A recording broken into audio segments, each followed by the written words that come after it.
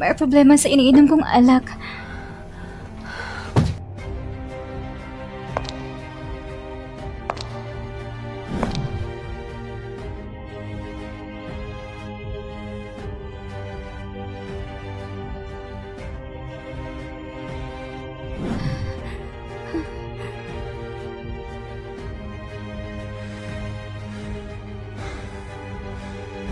Ikaw ang nagbigay sa akin ng alak ng gabi ngayon.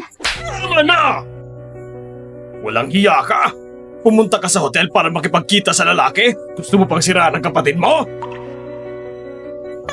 Napakalupit mo! Ikulong siya! Mas kagustuhan ka pa mamatay kaysa magpakasal! Kailangan mo pa rin! Paano ko nagkaroon ng walang utang na loob na anak? Nakakahiya ka!